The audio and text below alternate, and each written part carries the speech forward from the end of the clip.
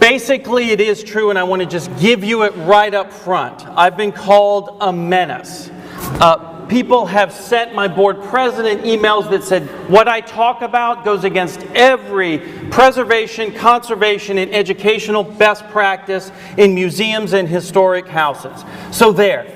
I just give you the warning. You can get up and leave now. It's not a problem. The second thing is, for many of you that have been involved with historic house museums, none of these ideas are new. In fact, many of you will say, well, we tried this back in the 70s. We did this back in the early 80s. The fact is, none of these ideas are new. What is new is a kind of comprehensive overall view and someone saying we need to reconsider this. It's not a piecemeal perspective. So that's what's different about what I'm talking about today. Now, even though I am considered a menace and the bad boy of preservation, I don't really know what that means exactly, but the bad boy of preservation, just to let you know that there has been a great deal of both professional and academic research as a part of what I'm talking about. So just because I'm up here presenting ideas as a kind of final piece, in fact, this is the 37th time that I've given this lecture, and every time I give this lecture, something changes and gets tweaked. And that's ultimately my point about this. We can't be afraid of looking at these things and allowing innovation to kind of change what they are. And one of the most recent and most amazing things is what I think is so powerful, these innovative ideas. New York Community Trust has just granted us $100,000 to run pilot programs on the ideas that I'm about to talk about today. So, even if they don't work, and in fact they said the first person to ever write this in a grant, which is this will fail, and then we'll start back at ground zero and we'll start all over again. And they said that was the most refreshing thing they've ever read in a grant. So from the very beginning, they realized there's innovation that's needed, it will fail, and we'll move from that. This just shows you the kind of process that we've gone through. And in fact, this arrow starts only 5 years ago when I began as executive director of the Historic House Trust. Prior to that, I was executive director of the Philadelphia Society for the Preservation of Landmarks. And it's a similar situation in Philadelphia. So you could probably say I have double the arrow to this, coming to this point today to talk about these ideas, this kind of anarchist view of what historic house museums are. Now, one thing is that people also, besides calling me a menace, say that I'm a city slicker from New York City, talking about things that only work in urban centers. I was born in Columbus, Ohio, to a family of Italian immigrants that ran a vegetable stand in downtown Columbus. We moved to Charlotte, North Carolina, where I went to high school and eventual college. I wanted to go into anthropology, and the quote up here is from my loving mom, who wanted to know why I had to go all the way to Europe to dig up some bones.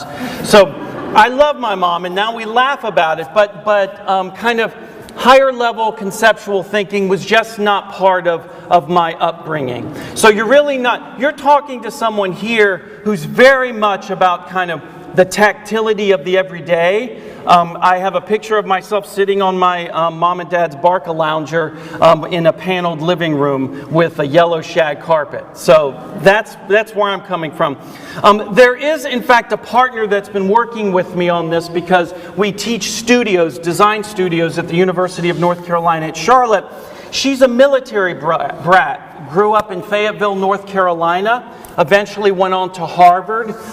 She's just one of the most powerful, interesting, wonderful women who specializes in community engagement. And this is what her father said, I fear that you will overeducate yourself so no man will marry you. So if any of you feel like these ideas are coming from a place that is kind of intelligentsia and academic, please reconsider that. So now one of the things that I think is really valuable is that I'm asking everybody to put away museum professionalism. Put it on the back burner. What I want you to do is think about your own life, your own apartment, the way you live, waking up from bed, going to the bathroom, making coffee. It's about habitation, you personally. So, if I'm going to ask you to be intimate with that kind of life, I have to share that with you. And I want to give you some ideas of where these ideas are coming from in my life. What I'm showing you is my house in Philadelphia prior to coming to New York City. It took 9 years to restore. It's a colonial revival arts and crafts bungalow, and the interior full of really bad arts and crafts, sixth-rate stuff. But I loved it all the same. 1 month after coming to New York City and the house was sold, our neighbors put these pictures on our Facebook page. So what you can tell is that there was a real strong kind of sense of loss with your house. Now we all move, and my place was not destroyed. And so I had all of my possessions, but there is a real strong sense of habitation and loss of something tangible when you get those pictures of the demolition of your house. When Katrina hit the Gulf Coast, I started a relief organization, and that picture is me standing in front of a residential community, and the people on the bottom are friends of mine, and they're standing in their living room. So they lost everything. The newspaper article is in Joplin, Missouri, and this is after the tornadoes came through and destroyed what is mostly a residential community. And what's interesting about this article is that there was a kind of professional memorial built very quickly. And that's the image, the more abstracted circular image at the top. What's fascinating to us today is that that memorial is not where people went. Primarily, people went to the remnants of some of the homes that were left. So, one of the primary things I'm telling us now is, from my view, what we do as professionals, abstracting habitation, abstracting museum principles into something and executing it, whether it be an artifact, a house, or an educational program, will usually not give us the salient qualities that a real thing will. And this is just an example of that. And so if we look at that makeshift memorial, people actually went to it, brought things, wrote names on it, wrote statements on the house. And so this is really where the Anarchist Guide comes from. It was a realization that we can have two polarities in the spectrum. One is a kind of personal and emotional. That's where my house is destroyed. That's where catastrophe steps in. And the other side of the spectrum is a political and universal. That's that abstracted quality that most of us are dealing with when we come to historic house museums and historic sites. We want to do what's best, and what we want to do is be the most professional that we know of. And I'm here to suggest that perhaps the most professional, the most abstracted, the most universal is not the way to go with historic house museums. I'm here to suggest that that perspective is in fact at the core of one of the reasons why house museums are not at the top of the list for people to come and visit. And we're going to talk about detailed issues. So one thing I like to do is start with this great book, which I've always loved, The Little House, and it's kind of funny that here I am, almost 50, and this is what I'm doing, house museums. If those of you that know it, you know it starts off with this cute little house out in the country. The city grows up around it, and then the family ancestors come back, pick it up, and move it pretty much right back into the country that reflects where it started. I'm just showing you 3 houses from the Historic House Trust in New York City, just so you don't think that this was a fairy tale. In fact, almost all of our houses in some way reflect and are reflected in this child's story. And this is, paired with this notion of museum professionalism, another layer of what I think is a problem. And that's the romanticization of history and what historic houses should be and the narratives that they should tell us. It's deeply embedded into this child's story. Now, if we start to look particularly at historic house museums, I love to start with the kind of king daddies, the big deals, right? Because these are all the ones that we like to emulate. So we've got Mount Vernon and Monticello. I've included Alice Austin House, which is one of my houses in New York. And then I've even thrown in a modernist one, which is Mies van der Rohe's Farnsworth House. On the one hand, a lot of historic house museums look like the pictures on the far left. I know it's hard to see, but they're virtually demolished. They're falling apart. So there's this intense anxiety and love to save these houses. These houses are examples of that. If we're very lucky, and Olana is one of our examples, even though there may have been water damage or problems, it certainly didn't fall into such disrepair, and it has all of the collections associated with it. And so I'm including Falling Water as well as the Eames House in California as examples. So we've got those two polarities once again. A house that didn't have stuff inside of it and was falling apart, and houses that were generally in good condition and were full of collections and appropriate provenance. Again, polarities. And there are two ways that most people dealt with house museums. One is that they will stand up and argue that they're educational, and another is that they will stand up and argue that they're entertainment. I'm here to say it just doesn't matter. Because in either case, we need to stand back and look and realize that we're cows looking at a painting of a cow, looking back at a cow. We cannot duplicate what we are trying to duplicate. In its very quality and its very nature, it's impossible to do. So the first step is to acknowledge that we're cows looking at a painting of cows, looking back at a cow. And so, no matter which direction you take, educational or entertainment, it's not much mattering. Why?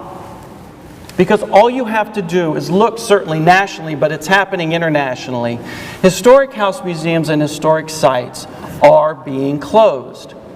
We all know about volunteer-based dwindling, bricks and mortar funding dissipating. The list goes on and on. What's also happening is leadership to run these is no longer in line because they're in a way a no-win proposition. Who wants to do that?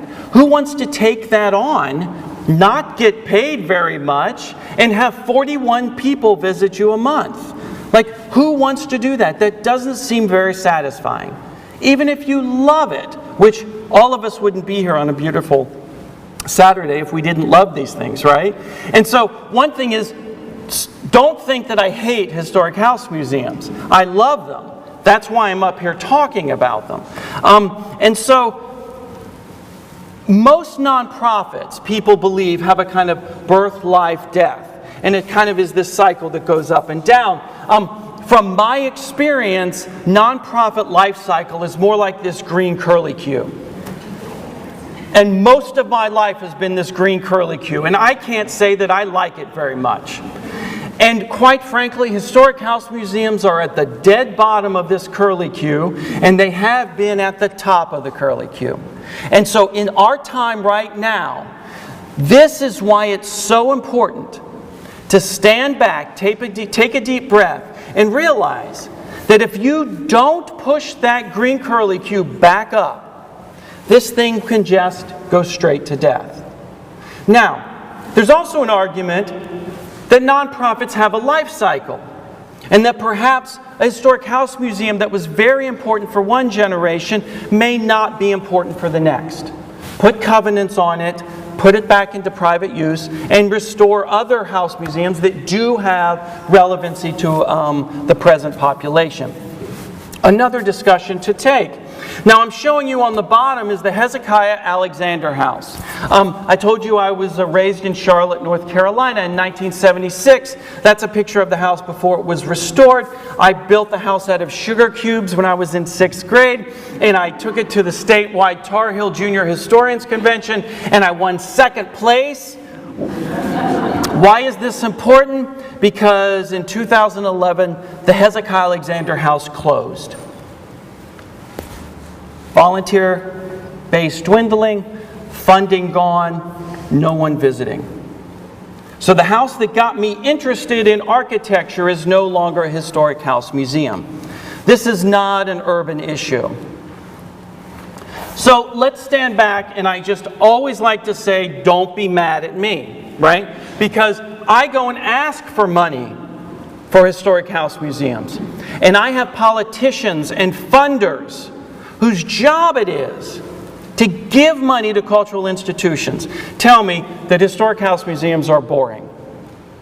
And all you have to do is look at the bottom line of pictures. What is interesting to a present population? You know, International Pillow Fight Day, no pants on the subway ride, flash mobs. Now, just as long as you don't think these are a bunch of kids, I've been to each one of these events, and they are full of ages from babies all the way to senior citizens. This is not a kind of hipster-esque idea. This is something that's changed in society. And all you have to do is look at the top line. This is what a historic house museum has to give to that same population. It's not interesting. Most people are not interested. Another comment. They've been narrowly curated and are just, quite frankly, out of touch. What we consider to be valuable in terms of the architecture and the collection and the narratives and the educational programs are just out of touch. And all you have to do is look at the bottom line of pictures. That's what's getting headlines in the news right now. The stuff at the top, those are the kinds of things that we're saying are important at historic house museums. They're not dovetailing. So people are not going someplace that they're not feeling has a relevancy to their present day. Another one is that they're political and social propaganda. All you have to do is look at Mount Rushmore and then look at the houses that have been saved. I mean, it pretty much, at least initially, goes right down the line. And we've heard it before. Dead, white, European males. And even today, you will be hard-pressed to find a historic house that is dedicated to the female. The Samuel Powell House in Philadelphia is not the Samuel and Elizabeth Powell House, even though Elizabeth Powell is the reason why George Washington remained President of the United States. The list can go on and on. Out of 86,000 nationally designated historic sites, only 3% of them are significantly related to minority populations. So what's that tell you? You've got a minority population that is roughly hovering around 30% in the United States, and only 3% of the historic sites have anything to say about them. And even at that point, far less historic house museums have less to say about them. Now, I didn't believe this. I really thought, you know, these are issues that are not really strongly held by a lot of people. One of the classes that I taught at the university, I asked the students to go to historic house museums and track their energy, imagination, and excitement. And what I did is then ask them to graph it. And the arrows show you the highs and the lows. Well, here you go. This is non-scientific, but what this shows you is everything that we consider valuable in a historic house museum gets low marks. They're not interested. What gets high marks? Uninterpreted raw space, outbuildings that haven't been restored, graffiti on wallpaper and on windows. What's low? Architecture, fully restored interiors, furniture, pianofortes, canopy beds, blue and white dishware. All the stuff we love. I have blue and white dishware. What's wrong with it? So there is a kind of meaningful quality to those things I just cited in the previous slides. Do we all agree with them? Probably not. I know who's in this audience, who would come out this morning. I wouldn't say we would have the same graph, But you know what? We're becoming less and less, and the people who have made this graph are becoming more and more. So we have to pay attention. So, all of this wound up together, and I go, I've got some questions, and I have to throw these out at everybody. I believe that the notion that a historic house museum's narrative has to be totally fact-based and totally educational is false. We need to open ourselves up to conjecture, rumor, gossip. We need to be comfortable with a much wider base of what history is and whose story it is. It's not actually good enough to just restore slave quarters at Mount Vernon and consider that you have included all the narratives of that house. You need to expand and think seriously, substantively, about what it means when you limit what you say to only fact-based, to only things you have pieces of paper for. So let's look at something. We must consider who Thomas Jefferson was. The idea that Thomas Jefferson could have had a young mulatto mistress in a house overflowing with young children whom he adored is inconsistent with everything we know about the young Thomas Jefferson. His granddaughter Helen said there are such things as moral impossibilities. Moral impossibilities. This is a video of the Lesbian Avengers storming a fundraising event at the Alice Austin House in Staten Island.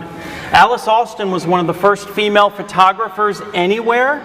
Alice Austin had a 50-year relationship with Gertrude Tate, and they refused to talk about Gertrude Tate. And there was great discussion as to why this was not the Alice and Gertrude Historic House Museum. Now, we all know that the top image, now Sally Hemings and her ancestors, are a part of the Monticello family membership because, in fact, even though it's a moral impossibility, he did sleep with Sally Hemings and had children. And now we have the Alice Austin House at their gala having Alice and Gertrude greet you as you walk into the house. So these are two examples of what we thought to be fully accurate, historically based narratives that, guess what, are not accurate. And so we can say, well, we just had to wait until we got more information. That's not true. In fact, I think historians actually roadblocked the possibility for getting more information. And I think historic house museums do this all the time. I mean, how many times have you been on a house museum tour and you're like, I'm sorry, I don't understand. He sleeps over there and she sleeps over there. I don't understand. How many of you have been to Valkill, Hyde Park? I mean, there are questions all over the place, and I'm not the only one asking those questions. They're not being answered. The next question is the cost of preservation, and I'm not going to dwell on this really. All of us involved with historic house museums know it's like virtually impossible to touch up, paint a room, right? I mean, because why? Preservation standards are so high and professionalized that, it's going to cost you $348,000 because we have to do paint analysis 6 times on all the walls. We have to do pilot programs on testing, and then we have to get the best paint, and it has to be painted on with a brush, boar hair brush, as it was done back in colonial times. I'm not joking because I had to do that in Philadelphia. Do you know what? That's because we're all trying to be Mount Vernon. Do you know what? Mount Vernon just did a $10 million totally immersive theater complex. That's not us. We can't even pay our electric bill. So why should we spend that much money to repaint a room? My biggest issue here is that we have to have various degrees of preservation quality. And in fact, I'm up here to say, and you can yell at me, I don't think everything should be preserved. I think it can be stabilized. I think it can be preserved at a certain degree. I don't want 5,000 Monticellos. It's not interesting to me, and there's not enough money for it. So somebody has to stand up and say the emperor has no clothes. He also has no money. So, what are we supposed to do? Just the Gamble House, which I love. Just the rafter tails. What is it? $3.5 million. I love the Gamble House. $3.5 million. I would argue it's worth it. I don't know how many of you would say that. Another question. This is so deeply embedded into everything, and I know we have some people with the state historic. Sorry. The only way that you can get landmarked or designated is that you prove to them that it was so incredibly important with a period of interpretation that you define between 2.5 years when somebody lived there. So what happens is, everything goes back to that period of interpretation, and you totally eradicate everything else that was involved with that house in the narratives. It's a mythology. It doesn't work. It's making it boring. I know that it's false, and I know that everybody is lying to me. I just know it. When I go in there, I know Samuel Powell, who lived in the Powell house for 6 years, is not the only story for that house. And in fact, because I did research on that house, one of the most important Jewish philanthropists in the United States lived in that house, kept that house safe.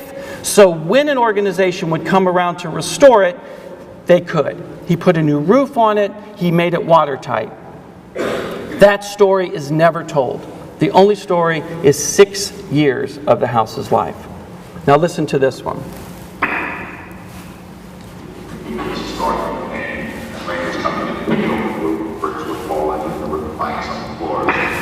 Jefferson was wandering around in his slippers so he could keep with tea, thinking he was living in complete order. But here's a man who had a rage for order almost unprecedented in American history, and yet he was willing to live in a state of almost deplorable dilapidation much of the time. Nothing was ever finished with Jefferson. So we knew that, right? Or did you not know that? I didn't know that. How many of you have been to Monticello? They don't tell you that. He's walking around barefoot with chickens and dogs running through the house with holes in the ceiling, inviting dignitaries to dinner on furniture where the horsehair stuffing is coming out, and there's rainwater falling into pails. That is an interesting house museum, isn't it? But what makes the news?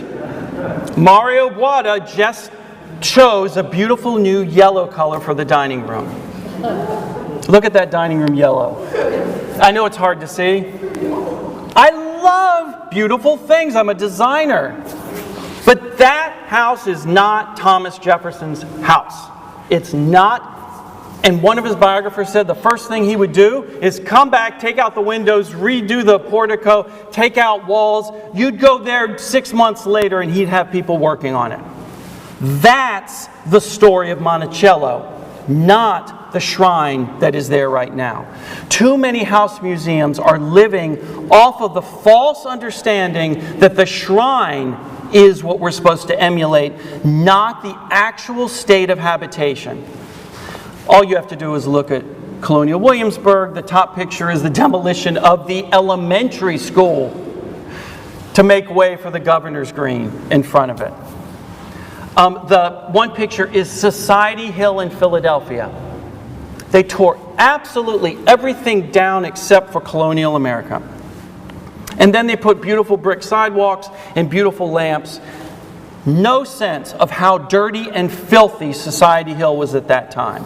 And the reason why the ballroom's on the second floor of the Powell House is because you were walking on streets with cow crap and you had to clean your feet before you went upstairs to the ballroom. Like, that aspect is just not embedded into anything. You think these places are entirely spick and span clean. Which leads me to my next issue. How many collections people do we have here and furnishings plans? I think this is a real problem with historic house museums.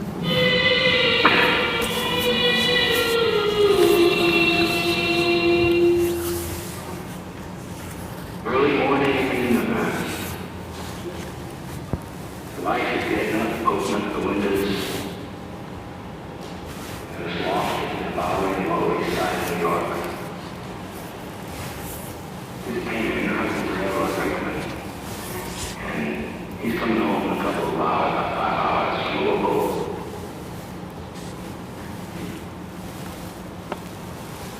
What's the rooms in the man does out in his coat in the chair? Been there for 3 days. Neckties, tortured socks. So that was actually a Jack Kerouac film from the Beat Generation, and it was a film about living in the Lower East Side. So the ties and the tortured socks. The exact same year is a Tati film, a French film, and what it does is it shows you this woman in this plastic muumuu dusting everything in her modernist house. Watch her. Everything she touches, dusts, cleans, puts her son in the car, dusts his knapsack, and she says goodbye. Again, polarities. But you know what? I don't know anybody that does the Jack Kerouac side, and I know everybody who does the lady in the plastic muumuu. Every historic house museum is the lady in the plastic muumuu, because they think that's the best, most professional way to be. I'm saying it's not. You know, I don't think these places were so clean. And all you have to do is look at the Wyckoff Cottage, which is one of our houses in New York City. You go there, it's the lady in the plastic muumuu. All you have to do is look at the same year, an etching of a Dutch cottage. There are chickens, straw, trash, wood shavings, food, all on the floor. And the Dutch are clean, right? Right? So, I throw this out at you. Historic house museums don't talk about habitation. They don't tell me what it was really like to live there. They're really pretty Architectural Digest photo shoots. So where does this go? Well, it's hard to tell, but that's my 22-year-old daughter. We were in Lewis, Delaware, going through, unfortunately, another round of historic house museums. There was this funny painting on the wall, and the woman proceeded to tell us why she was so important, and I can't even tell you why. And she was funny looking. And so when the tour guide turned around and she walked away, my daughter looked at me and made this face. I took a picture. This is the picture. The tour guide came back in the room, shamed my daughter and me, and told us that it was rude to take pictures in a historic house museum, and it was rude to make fun of her because she was so important. And my daughter and I finished the tour, got in the car, and she was driving because, quite frankly, I was pissed off. Because you couldn't find two more interested people. I run the Historic House Trust. And you can't tell, but I have my little notepad with my red pen, and it says, "Why do historic house museums suck?" And we're driving home from this event writing the Anarchist Guide to Historic House Museums. And that's where this comes from. So I'm getting this professionally, and then what happens? It slams me in the face personally. She didn't know who I was. I wasn't getting a special tour. And so what I'm about to talk about, this Anarchist Guide to Historic House Museums, comes from an internal place where I was shamed, and I'm someone who wanted to be there. So how are we supposed to get disinterested people to come to a place when I'm interested and I don't even want to go back to the place? I don't expect you to be able to see this, but this afternoon I've actually made copies of this when we go through the house. This is right now the present kind of makeup of the Anarchist Guide to Historic House Museums. It's broken up into 4 quadrants. Remember I said the difference is not the individual pie pieces, but the fact that it's holistically thought of. So we have the physicality of the environment, the tactility of the experience, communication of habitation, and engagement of the community. Now guess what? None of those are museum best practices. And if you were to read the little pie pieces, you would almost, every single one, realize that I'm suggesting you do the exact opposite of what a museum best practice is. And you do all of these. Now, what I'm not showing you is the center dot, the center dials. The more you are of that kind of anarchy, the more black it becomes. So the most anarchist house would have fully black center dots. One that's really good in community engagement would have a lot in that side and not on another side. And we'll talk more about that this afternoon. So, what we've really been trying to do is to make this useful and tangible for historic house museum sites. So the first one being the physicality of the environment. As I said, I teach this, and this is a compilation of student videos from Columbia University. What I asked them to do is to go to a historic house museum and film their experience. And I'm not going to go through these because they could be like 2 minutes long. But this experience is pretty typical. You've got gates. Look at the poor woman wanting to see the furniture, but she's leaning over, right? Everything about it. Just, these are people who went out of their way to go up to Morris Jamel, and you're kind of being guided through the house in this very structured, very guided, very boring way. The first issue, I think in almost all cases you need to end the passive tour. Right now, we give extra expensive tours to not be guided. I think you should give extra expensive tours to be guided. It should be completely flipped. Can you turn this sound up, please? Is she here? This image on the bottom, one of the student projects is to track you waking up in the morning and how you walk through your own house. I want you to look at how you walk through historic house museums. That's not how you walk through them. And you're also seeing ways that you can literally sit on the furniture, use it, and engage it in the same spatial consequence as the house was designed in. Not standing. You need to decentralize the experience. All you have to do is look at the Apple Store. You can buy anything, just find somebody with a blue shirt on. Anything, right? I grew up with Kmart and the blue light specials. That's not the way it is anymore. Historic house museums are blue light specials, and we need to be the Apple Store. The next thing is, almost exclusively the most interesting spaces are the ones that are cut off and you can't go there. Basements, attics, usually the office of the executive director. Why? Because, well, not enough people can go there. By codes, you can't go up there. Fire regulations won't let us do that. I'm here to say, you better do something about that, because those are the most interesting spaces in the houses. Usually what you see are not the spaces that people want to see. If you give tours, how many times has someone said, "Can I go up in the turret?" No, you can't go up in the turret. I've talked a little bit about preservation and the illusion of authenticity. I think it's completely false to let people think that what they're walking through is a completely accurate, fully historic house museum. It's just not true.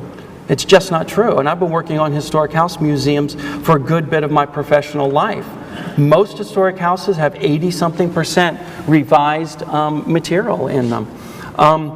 And also, how many times have you seen house museums that Photoshop out the neighborhood?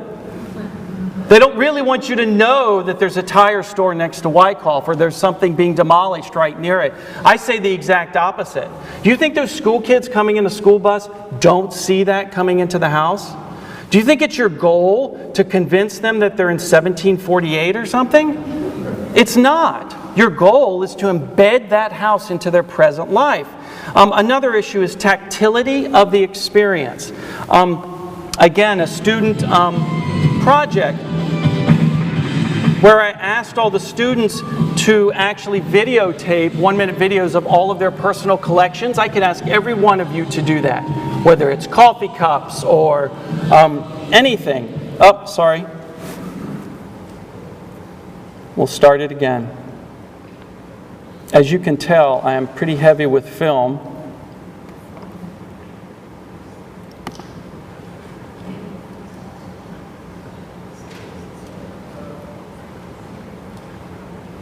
So no one's left yet.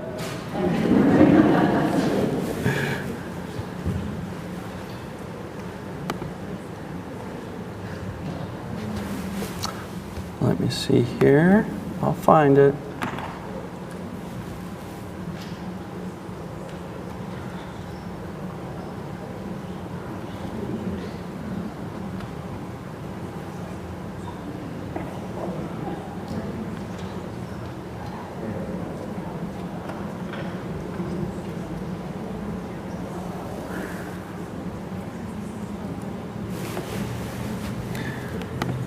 We will start right here.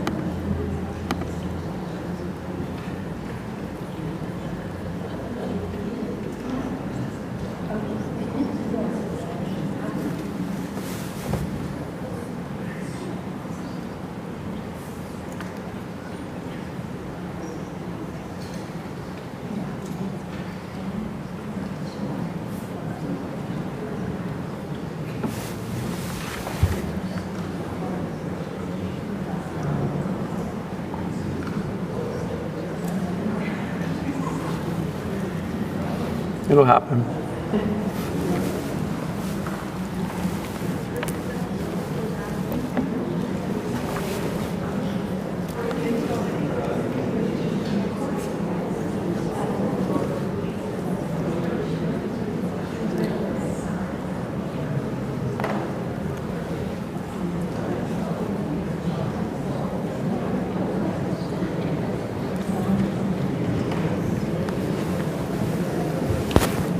There we go. We're good. I got it. Yeah. I don't know how many of you are familiar with Sleep No More.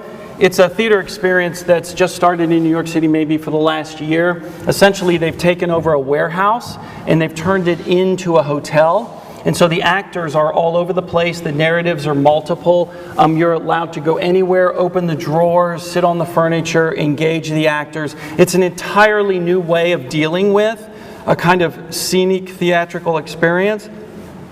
And this has really informed a lot of notions of tactility in the Anarchist Guide. Another issue is the communication of habitation, and that is exactly how we express habitation. I think that, as I was saying before, that we really limit the narratives that we talk about. And if you just look at this opening sequence of Rear Window, we're not that stupid. I can get all the narratives from this one sequence of Rear Window. We should be able to do the same thing in historic house museums. What we should be doing is recreating habitation and stop creating magazine spreads. That's the number one thing when it comes to collections and the internals of the house. One of the interesting things that I found is this is Bacon's art studio that was totally archaeologically reconstructed in an art gallery. Everything. Just take a look at it. It's the new wave of a period room. And the images at the bottom, it's the Farnsworth house I showed you as one of the house museums. This side is how Edith Farnsworth really lived in it. This is how Mies van der Rohe wanted her to live in it. He wouldn't talk with her because she didn't live in it that way. What happens when it becomes a house museum? This is the way it's expressed, not the way she really lived in it. This one I always get killed for. I think we need to stop treating everything like a Rembrandt, unless, of course, you actually have a Rembrandt and then treat it like a Rembrandt. But for all 16 of your spinning wheels, stop treating them like Rembrandts. I think this, along with preservation costs, is just really suffocating historic house museums. And then there's a real issue about engaging the community. All you have to do is go 6 blocks around your historic house museum if you're in an urban center, more if you're suburban, and you will find everything you need to know to make your house relevant and engaging the community. And so this is Poe Cottage and Morris Jamel Mansion in New York City. And so we need to find ways, you need to get community engagement specialists, not museum professionals. You need to get people who aren't about museums. Deb Ryan is an urban designer, an urban planner. She does large-scale charrettes for cities when they want to do parks.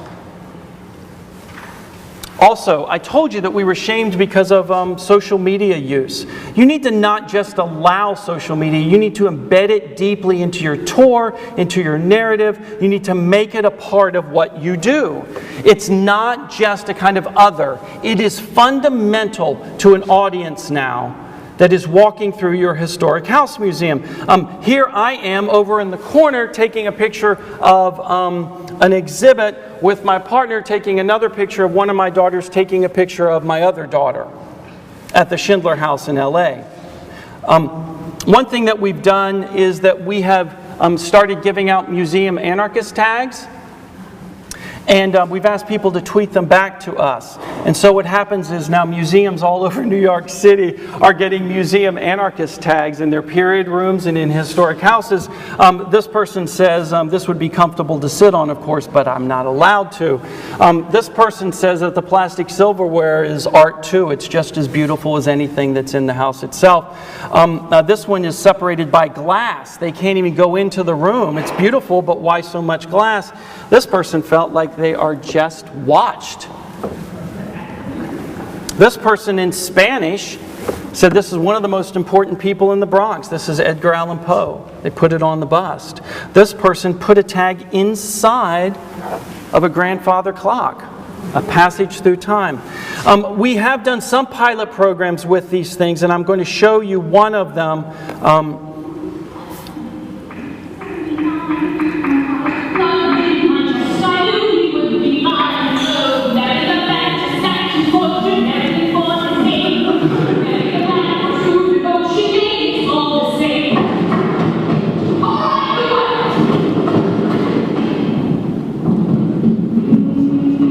This was at Morris Jamel Mansion. We just did it last month. And we used all of the anarchist guide ideas. And I'm showing you an interactive theater experience that was sold out. And every room was open.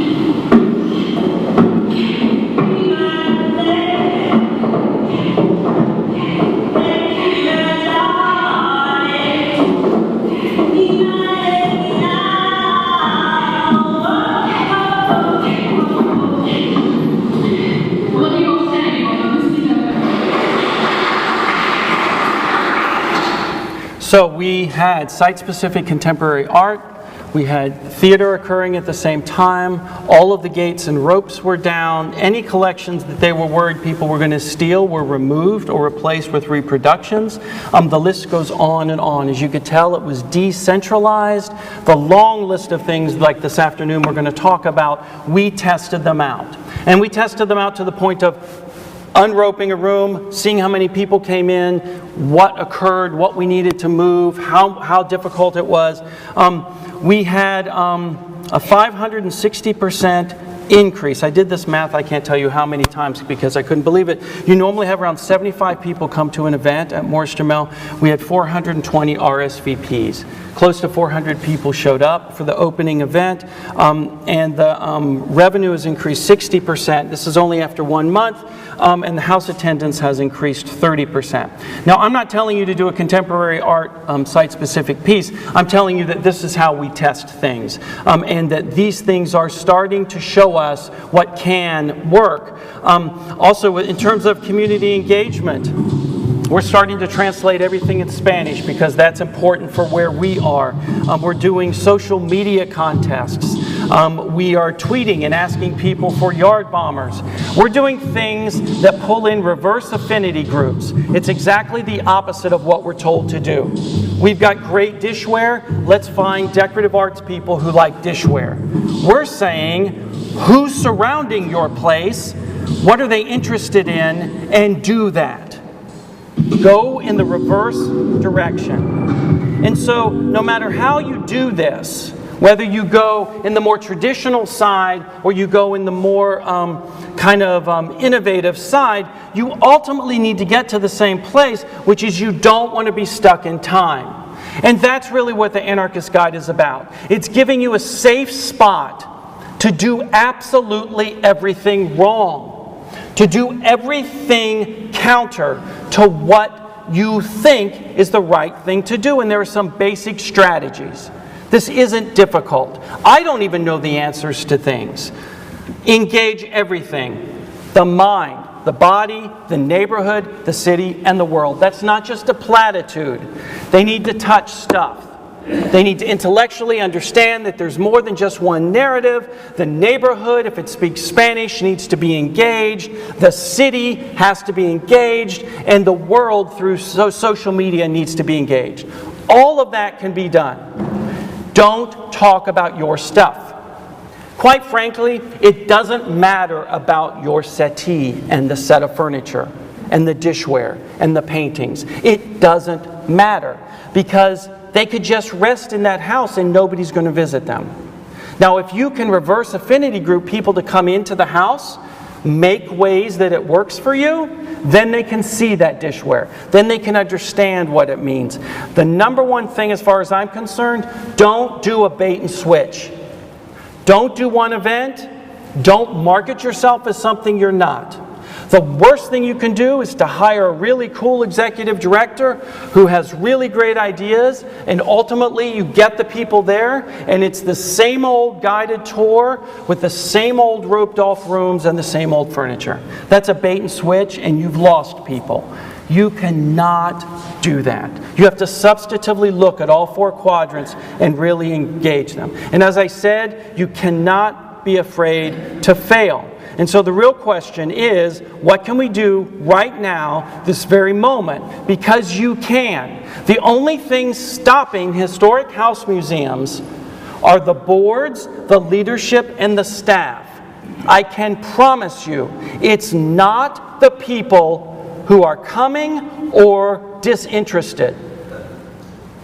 They're not stopping you. We're stopping ourselves. And I also believe that this can be done with very little money. This is a mind shift. And that's ultimately the Anarchist Guide to Historic House Museums. Giving you the freedom and the space to be an anarchist. Change and invert everything you know about a house museum, its purpose, and why it's there. And start trying something new. And that's it. Thank you all so much.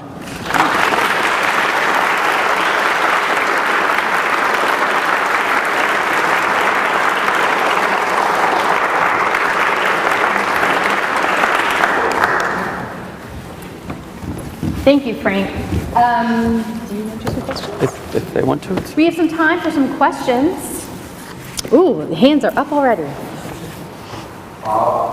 this, the essence of this lecture available on YouTube? Not just yet. In fact, we've been asked to write a book about these ideas, like it's going to be a big seller, right? What we have been doing is, as you can tell, starting to videotape the pilot programs and the Latimer House $100,000 pilot program. We're going to start a blog, its own website. We right now have a LinkedIn discussion group about the anarchist ideas, which you're on. And we're really getting great stuff. So nothing particularly about this presentation, but certainly tangentially.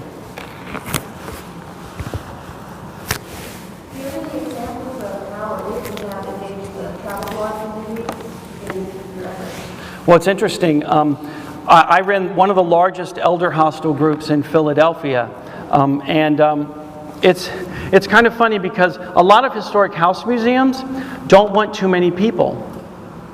I've had people say this. They don't want too many visitors. They're going to mess up our floors. We're worried about our collections. I don't have enough tour guides, you know. And so there's real hesitation on house museums, boards, and staffs. What they think, it's like a librarian who doesn't want you to use the book. You know? Their job is for stewardship. They want that book to be around forever. Great, but how's it really going to affect people? So I've actually had, in the whole time that I've been working with house museums, problems with people worried about opening up too much. I would say some of the most interesting house museums are ones that you have to get time tickets for. I mean, how many of you desperately tried to go to the Barnes Foundation and you work your whole travel schedule because of the timed ticket? I think it's just a fallacy to think that you can't play with the number of people that come into your house. I mean, funders are starting to understand that attendance is not the sole kind of issue of whether or not you're successful. So yes, I certainly know how to do that. It's part of a discussion, but 6 blocks around your house, or 2 miles, or whatever, that's how you will survive, is to get 6 blocks around your house to love your house. It's not about heritage tourism. Even the Kaikut conference about house museums, their number one point was heritage tourism does not work for historic house museums. They need to engage the community. So somewhere in between, I'm sure. Yes. I'm sorry? The Mel event was fantastic. When are you and where are you doing it again? Well, it's interesting. Our next event we're going to try is a special needs, totally immersive theater program for autistic children at Old Stone House. So we're trying to make it even more difficult for us. We're trying to see how far we can use these ideas. I would say that was an extraordinarily strong pilot program.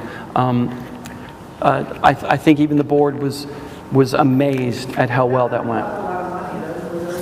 Well, it's interesting that one of the things is that HHT is helping support these programs, of course, because most house museums can't afford them. That program total, I want to say, was maybe $4,000 or $5,000, and HHT is really helping them with that. But as you can tell, they've already made that up in just the gift shop and attendance. So I can't promise that will always happen, but it does kind of give us some sense of what it can mean to you financially, because ultimately we have to pay our electric bills. Yes? Do you think of the financial struggles that many house museums have, that many should be converted to private homes again? I think that's probably too simple of a cause and effect. I think, as I said earlier, it may be that some house museums have a shelf life. Doesn't mean they were bad house museums, doesn't mean the narrative is not really valuable and interesting. It just means that the shelf life may have expired and they need to go back into public hands. Maybe it becomes cyclical, and maybe in 5 or 10 years that lease comes back up. And I just think we need to be innovative on how we deal with these. But there is a point, and it's happening now, you know, Johnny Cash's house and Whitney Houston's house, and you know, the list goes on, and John Lennon's house, and you know, there are houses that are coming on board right now that have nothing to do with the Powell House in Philadelphia, and everybody's going to go see Whitney Houston's house and Johnny Cash's house and not the Samuel Powell house. So, something has to happen. Do I think there are too many house museums and half of them need to close? I think probably that's not necessarily the full question, the full conversation. Many churches are also part-time house museums, and I see a lot of connection with what I'm here. Can you expand on that? I sure can. For 9 years, I ran the Bernathen Cathedral outside of Philadelphia. And it's funny you say that, because so many of these ideas stem from the very same issues that we were dealing with. I was just in charge of historic preservation and visitor services at the cathedral, and they're exactly the same issues. In fact, Berkeley School of Religion they came to New York City and asked me to give this talk to their students because they thought it was applicable to what they were dealing with and how ministers were trying to do the same kind of relevancy. So you're absolutely right. This is not just a historic house museum issue, although I'm making it specific to that. Anyone else? Yeah. Would you say there are major differences between the different types of house museums? For instance, the ones that are preserved for their architectural significance rather than those associated with historic communities? Did everyone hear the question? Because Tammy has a... You have a soft voice, Tammy. Tammy wanted to know if there was a difference between historic house museums that have been preserved specifically for their architectural components versus the collection or the stories inside, right? Did I just... Or their association with an individual? Or their association with an individual. Yeah, that's certainly true. And all you have to do, again, I'm going to go back to personal stuff. I have got a brooch of my grandmother's. It's rhinestone. It's not worth much, and it's actually missing some rhinestones. But that doesn't matter to me. It was my grandmother's. I could very easily, I walk every day on Madison Avenue in front of those windows, and there are priceless jewels. I could have had one of those. There are different reasons for keeping things. And all we have to do is allow ourselves the space to understand those differences. Some house museums are the rhinestone, and some house museums are the expensive piece of jewelry in the Madison window. And they probably have different meanings, maybe different qualities of preservation. There needs to be a more nuanced understanding of how we preserve those. So the answer is yes, and that's where we should begin with house museums, is understanding those differences. All of them are not priceless Hope diamonds. They're just not. They can have meaning for you for a certain group, but after that group goes away, that meaning will dissipate, right? Architecturally, something may always be beautiful, but meaning may not always stay. One thing that is missing for me, and I thought could be useful in a historic house museum, is the oral sense of the outside, street noises, the downstairs clashing of pots and pans. Yes, absolutely. And, is there any reason why there can't be a long-running tape of, shrieks from the kitchen or clop, clop, clop? I'm sorry, I kept you here too long anyway, but this afternoon one of the pie pieces is Kill the Silence. Some of my students have done site-specific sound installations where you go into a nursery and there are kids crying and there are kids playing with toys. If there's a gun battle outside at a colonial place, so there's no question. One of the most interesting site-specific contemporary art pieces we did in Philadelphia was a relationship of slavery in colonial America, and it was slavery from Puerto Rico. And they had a little transistor radio and a boom box, and they played the Puerto Rican national anthem in the ballroom of the Powell House. And so what it did was just reverberated through this entire house. So here's this refined colonial house with this kind of amazing kind of Puerto Rican music playing. So there's no question that is absolutely, and the smells, there are some historic house museums that are really pushing this notion of smell as being a part of the tactility. You're dead on, absolutely. And it doesn't cost that much money. It's just an iPod. You can do this on a Mac. So much of this you can do.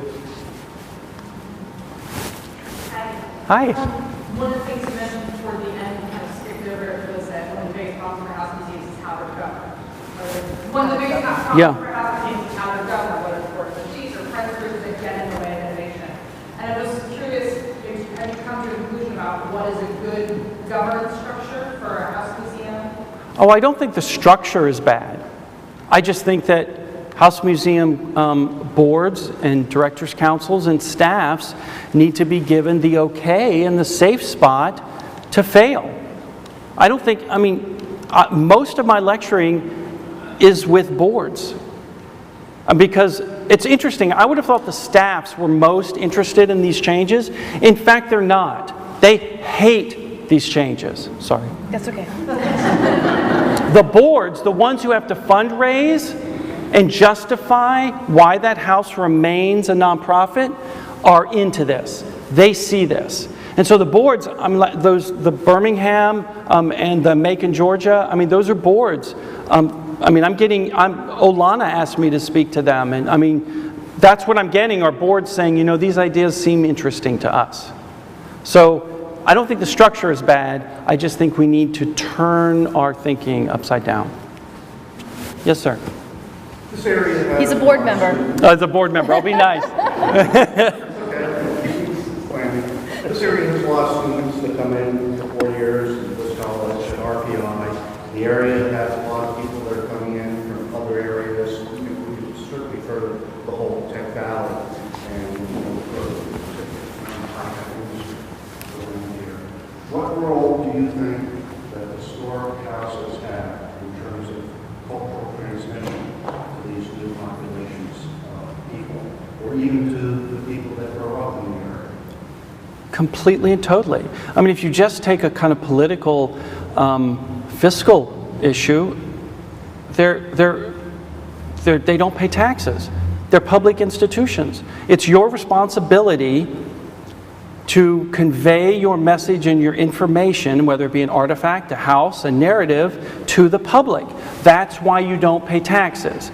And so it's way beyond just stewardship. Like the least of which is make sure that I don't sit on the settee today. She told me I'm worried that the textile will rip. I mean, that's like the least thing that a board should do. The most that a board should do is absolutely put together a strategic plan on how to engage those new audiences. And in fact, you would most likely get those audiences to help you with new ways of conveying information through technology at Historic House Museum. Some of the best events we've had have just been projections on walls and video laser stuff. And this is not like, you don't have to be in New York City or Philadelphia to do this. I mean, clearly you have the intellectual capacity in this town to put things like this together. Clearly you do. Probably more than I do in New York City, just because it's all right here. You don't have the same white noise that everyone else does. Yes, sir. Where's the National Trust stand on aligning on the need to reinvigorate house? The person who ran the National Trust Historic House Museums is on my board. His name is Frank Sanchez. And so he's been involved with the Anarchist Guide from the very beginning. And he says, I agree with almost 100% of everything. There are issues, of course. It's no different with the National Trust site.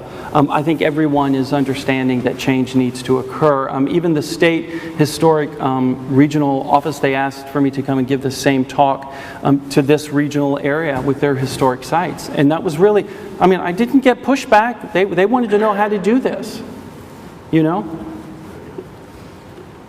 Anyone else? Yes, sir. You talked about the federal expense of meeting the preservation standards for those established by the Department of the Interior, and on the other hand, difficulty raising money for historic houses. Do you sense any flexibility now in the current situation, perhaps relaxing those standards, making it less expensive to actually do some restoration? Well, it's interesting you ask that because I've got a house where the interior hasn't been touched, but the exterior was brought up to those standards. And I am about to really push for it just to be stabilized and not restored in a typical way. It still costs money, but certainly not the same level. The idea of stabilization, like Eastern State Penitentiary and Drayton Hall, I mean, they're really great examples. And certainly the preservation field outside of the United States, already does that. Just go to Paris or go to Rome, go to London. You get that sense. They're already there. So in a way, it's just kind of a political situation of them catching up. Although I do feel that stabilization rather than full preservation is on the radar of preservationists. There's no question. I mean, we get to the academic level, like Frank Matera at the University of Pennsylvania or George Wheeler at Columbia, both of them fully embrace stabilization and varying degrees of preservation, just like we're talking about. And even with the care of your collection, I don't think Gwen, you can correct me if I'm wrong, it hasn't been codified, but there's starting to be an understanding that you need to be a little bit more flexible, that keeping something at exactly within a 1 degree range and a change of less than 5% humidity, so all those climate controlled collection storage facilities that we built 10, 15, 20 years ago, which are really expensive when that utility bill comes in, there's starting to be a lessening of maybe it doesn't have to be as controlled. But I don't know that there's any agency that's come out and said it's officially okay. It's just sort of, well, they're saying good, better, best. They started to in the last 10 years making that point. I think of historic house museums, I think of children, and I didn't know if you've engaged elementary and middle school children, not just the college and high school, in what they would like to see. Because, when I was a child, drafted all the historic sites, almost every weekend, and so I wondered... That will most definitely be part of our pilot program at the Latimer House. I can't think of a worse place than to bring my kids when they were small. I just wouldn't have done it. I just wouldn't have done it. Even if there was an educational program for kids, usually it's a very structured, rigid educational program, or they're doing face painting outside. Like, they're not really going to let the kids inside the house. A lot of historic houses feel the same way with like seeing eye dogs and stuff like that. Like, they don't want them on their reproduction carpets, and all of these things need to be reconsidered. And certainly, we have 400,000 kids come through our historic house museums, but they're all structured tours. So Frank has mentioned a little bit about this afternoon. And some of you signed up for the tour of the Hart-Cluett House and lunch back at the Rensselaer County Historical Society. And that will start at noon, and I'm looking forward to that, and we can talk more about what that experience will be. But we also wanted to really encourage you. Hopefully you've been inspired. You have a little idea percolating in your mind. We wanted to encourage you to visit a house museum. If you could do it this afternoon, great. If not, you should do it sometime soon. And so there is a map that we created in the back of the room that lists 16 house museums that are within a 1-hour drive of here that are open this afternoon. And so this is where we get to spread the anarchy. So go and visit them, maybe with new eyes, and talk to their staff. If you can't leave a little anarchist note, at least, talk to their staff and question why they're doing what they're doing, or maybe leave a suggestion, because that's how we learn and grow. I want to thank you so much for coming to this lecture this morning. I want to thank you, Frank. It was wonderful. A big round of applause, and thank you.